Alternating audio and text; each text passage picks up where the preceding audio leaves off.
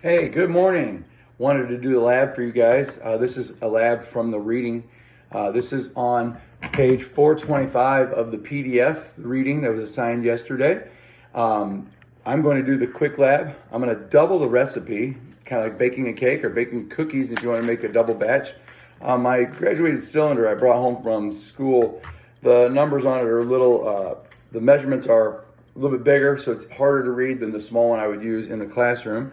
So I'm going to double everything. So I'm going to use 10 grams of baking soda instead of 5, which means I'm also going to use 10 milliliters of vinegar instead of 5. So let me get this all measured out here. There's 10 grams of baking soda. Place that into a sealable bag. So just a Ziploc baggie. This is a lab you could do at home with your parents if you have the ingredients. My guess is, though, you don't have a small scale to do accurate measuring, but that's okay. Then I'm going to pour, so I've got 10 grams of 10 grams of baking soda, and I'm going to need 10 milliliters of vinegar, which does not take very much here. A little bit more.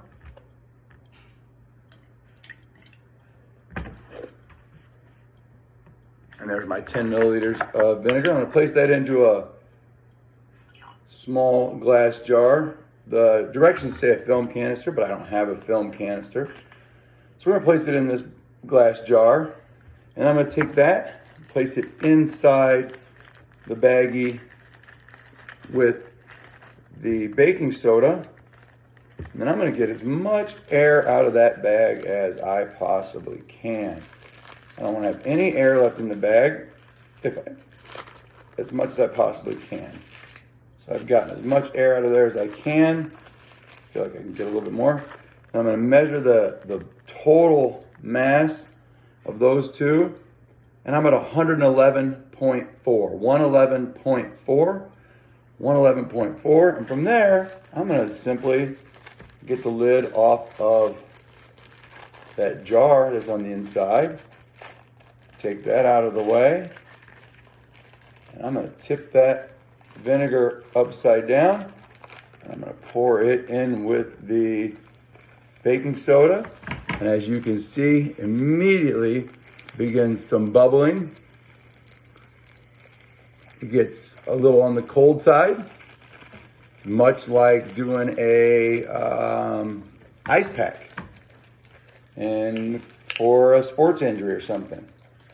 So it got cold, had immediate foaming. Total mass, 111.4.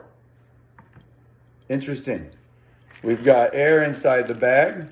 Now you can see this, instead of being air all out of the bag, we do have a white milky liquid. And we have, there's no powder left behind, nothing but a white milky liquid. And the mass is, as I said, 111.4.